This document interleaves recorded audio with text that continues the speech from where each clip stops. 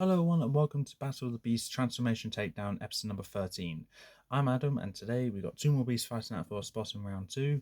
This is the third to last battle of round 1 and yeah, it seems to be a good lineup of beasts that's already through to round 2. I don't know if I don't know if I can actually see the winner in this group, but we just need to see 3 more beasts to make it through and then we're definitely seeing a winner. Just don't know which one. So let's introduce these beasts. Representing Series 13, the Warrior's Road, the only beast that has the power to shapeshift, it is Koba, Lord of the Shadows, versus his opponent, a beast from Series 23, the Shattered Kingdom, also the only beast from that series that has the power to shapeshift, and the last one in this series, on this tournament, to be introduced that has the power to shapeshift, it is Xerkan, the Shape Stealer. So a viewer by the name of Ultimate Pair, I believe, is rooting for both of these beasts to do well. And yeah, so a round 1 fight and one of them are fighting, and they're both fighting each other. So I'm sorry, that's how the randomizer determined it. So yeah. So we'll get to the stats to go through both of these beasts, see what we can really work with, and I'll go through which beasts these beasts can transform into as well. So with that, let's see what the stats. Koba, Lord of the Shadows. At the end of the Warrior's Road, Tom encountered this terrifying shapeshifter. His true form is of a muscular genie-like beast with huge clawed hands, but this school delights in changing into other forms to weaken the resolve of heroes and adventurers who cross his path. Age 400, power 280, magic level 184, fright factor 93, size 140. Powers and abilities: shapeshifting, memory reading and ability replication, natural weaponry, limited levitation, master deceiver, fear and doubt empowerment. Koba grows stronger through people's fear and doubts. Control of the marble castle, but that will change to any surrounding that he's in. Corruption and resurrection, which is banned from the tournament. Equipment: he wields any equipment which any beast he transforms into can have access to. Weaknesses is wound retainment and finger removal. And the beasts he can shapeshift into are from the old generation tournament, Kamar and Sultra. And from the all generation tournament, he can shapeshift into Krokol, Kreta, and Skra. Xerkan the Shapestealer. When Tom and Eleanor first encounter Xerkan, he's impersonating Angelo, Avantia's new king. But this shapeshifter soon reveals his true form. Skin as grey as a corpse's, and a round wart-covered head with pointed ears. Questers may wound Xerkan, drawing oily black blood, but this beast has the power to heal himself. Age 192, power 266, magic level 192, fright factor 98, size 285. Powers and abilities: shapeshifting, magical and weapon immunity. Xerkan cannot be harmed by magical weaponry, his skin just deflecting it. Wall scaling, enhanced strength, enhanced durability, regeneration, natural weaponry, and speech. Equipment: he gains any weapons he shapeshifts into. Any beast he shapeshifts into, he gets their weapon.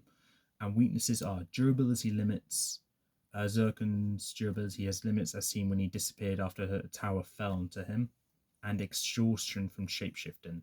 Xerkan can become exhausted from staying in Angelo's form for too long, so he must rest for the majority of the day whenever he does this.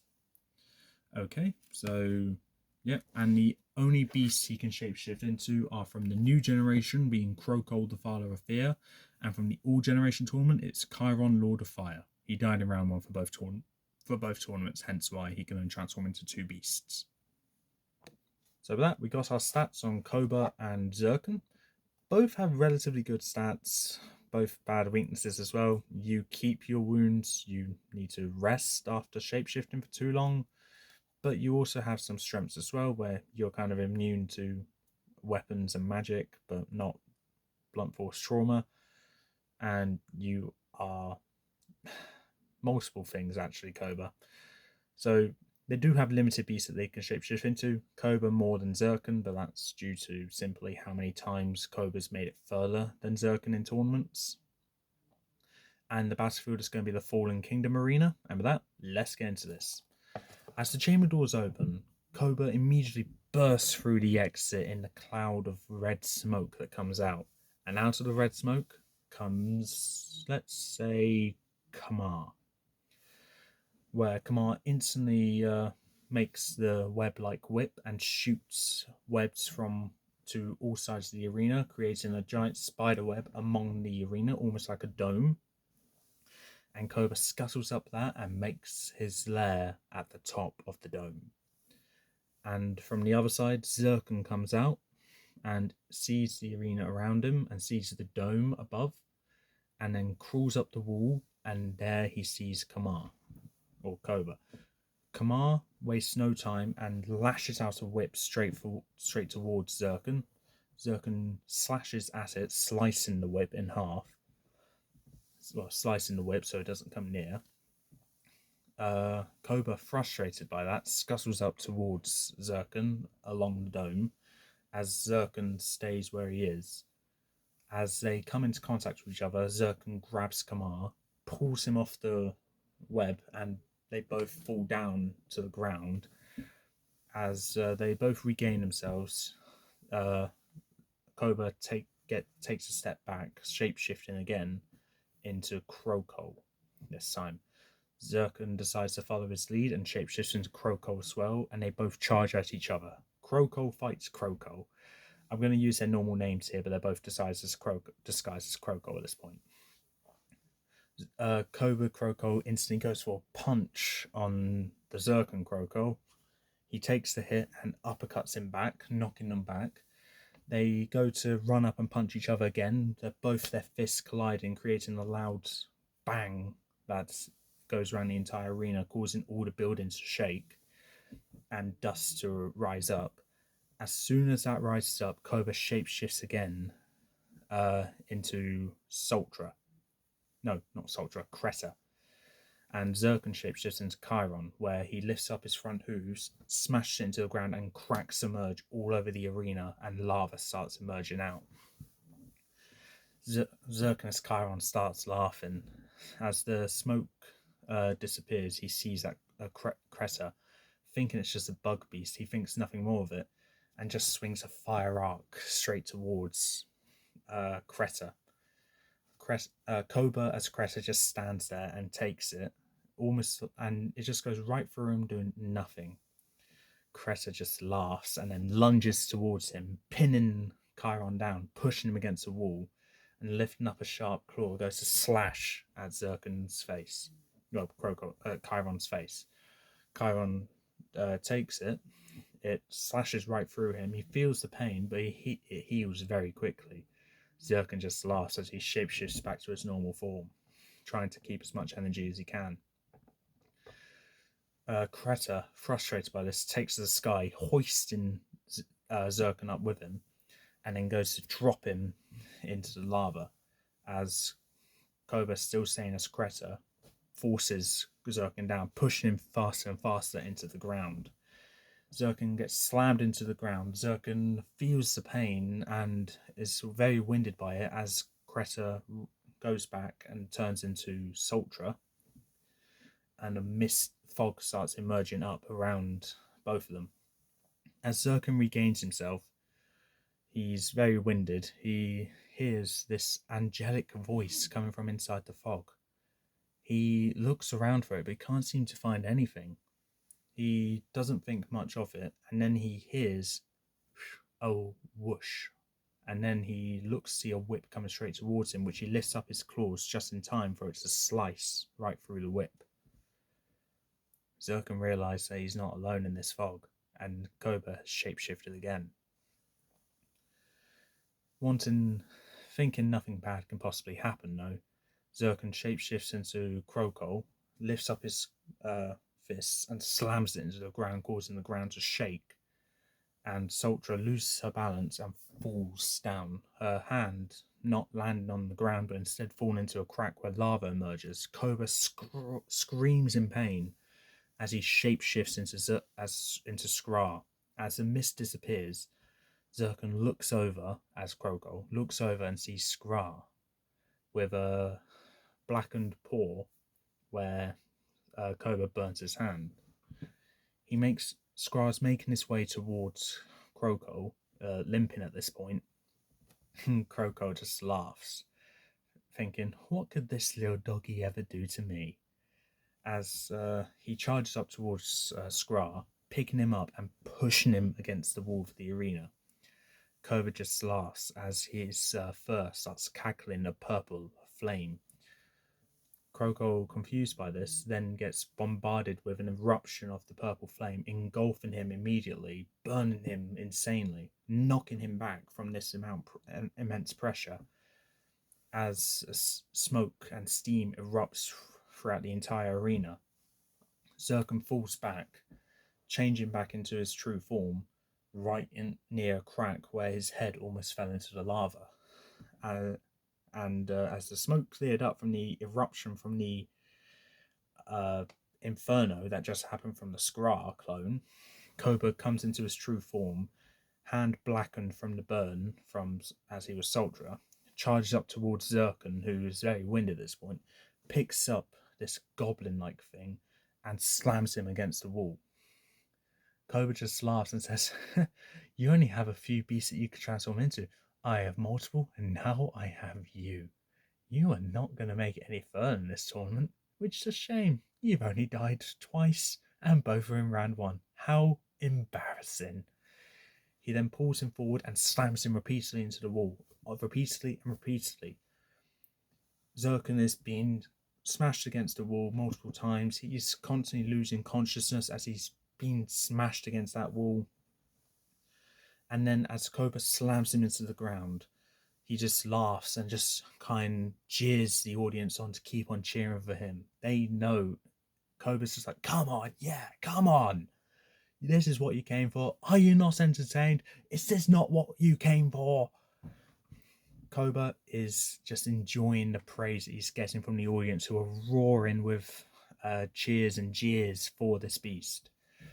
Xerkan is slowly getting up, very winded, seeing Koba doing an early celebration, and uses that to his advantage. He shapeshifts into Chiron, charges up towards him with the sword of Angus, and stabs it right through Koba's back, with the sword coming out through his stomach.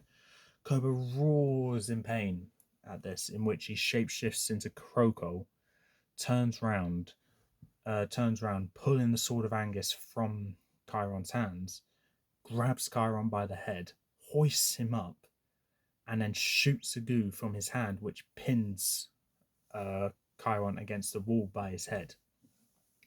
Chiron reverts back to Xerkan, and using his claws, he's trying to slash at the goo to break himself free, but Kroko's way ahead of that, shoots more goo from his hands, which pins Chiron's hands against the wall. And through the little slits in the goo on the face, Xerkan could see Koba, disguised as Kroko, making his way up to him, meaning business, with nothing but pure hatred painted on his face.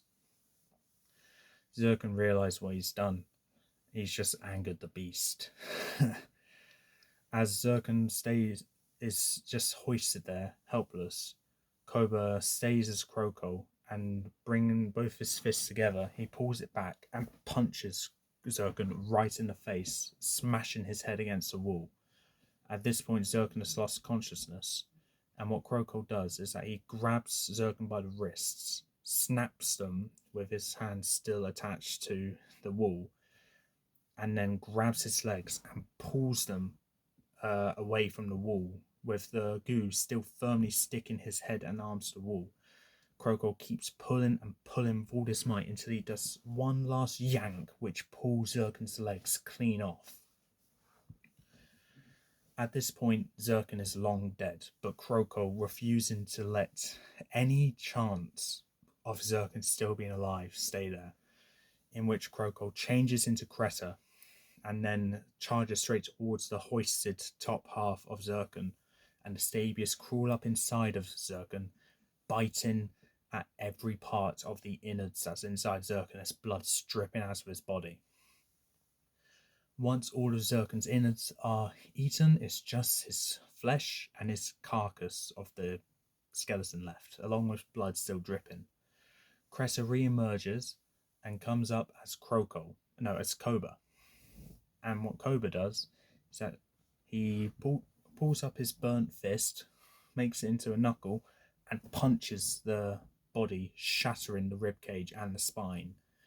At which point Koba just laughs, causing more cheers to come from the spectators who are cheering at this very bloody death. Koba makes his way back to his chamber, doing one last look at the crowd before snapping his fingers and appearing as Xerkan. But appearing as Xerkan. This causes the crowd to just stare in utter shock, thinking, what happened? Who actually died then?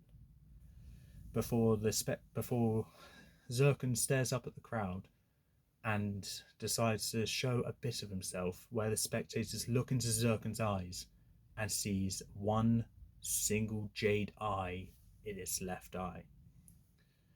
The spectators then cheer, knowing that Koba's transformed into Xerkan, showing him his true self through his eye. And with that, Xerkan makes his way back to his chamber, satisfied with his victory and his new transformation unlocked. That Xerkan's obviously Koba, just clearing it up just in case anyone gets confused. But with that, Koba's won, Xerkan has lost. If you think Xerkan should win, please comment below. I think that how my word's final and Koba's moving on to the next round. Right, so with this battle, it's great that both of these beasts got to transform into Kroko, to a Titan beast that both of them can change into. Great opportunity for a good fight there. Along with other transformations that can be done, I think this was a good fight in my opinion. However, what really drawn it down from what could have been the last fight of this round is that one of Xerkan's weaknesses is that he has limited time he can shapeshift. Whilst he has a great ability to where any injury he gets he heals from, like a slash or a cut, that's not going to help him if he's torn in half or just smashed against the wall multiple times. At the end of the day, blunt force trauma is something he's not resistant to. So I think that is what causes downfall. Plus Koba's ruthlessness, which was established in the All Generation tournament, really shows how dangerous he is. And I think Koba is labelled as the threat of the tournament due to his ruthlessness, his abilities, and that he thrives on making his opponents lose faith in thinking they can win. Being able to transform into all the beasts that he can transform into and not changing the arena as well, I think was also, a good take where Koba doesn't need to rely on all of his abilities. I wanted to have every transformation that Koba has take at least one key role in the battle. Kamar's was short and only done once, while Sultra's was pretty much there just to confuse Xerkan, but then also burn the hand. Skrar's was also short as well, and the main ones were Kroko and Cressa, which, to no one's surprise, you got one of the strongest beasts and a winner of a previous tournament. Those would obviously be the beasts that Koba would transform into the most. But as Koba can now transform into Xerkan, he now has the wall crawling ability as well as being able to heal himself, which will counteract with his ability of retaining any wounds. So I'm curious to see how I'll use that in a future round. But with that, Koba's won. He's moving on to round 2. But with that's all for this time. If you like what you saw, leave a like, leave a comment, don't forget to subscribe, press the little notification bell down in the corner below. I keep forgetting I'm not doing that part of the outro anymore. Until then, I'll see you next time.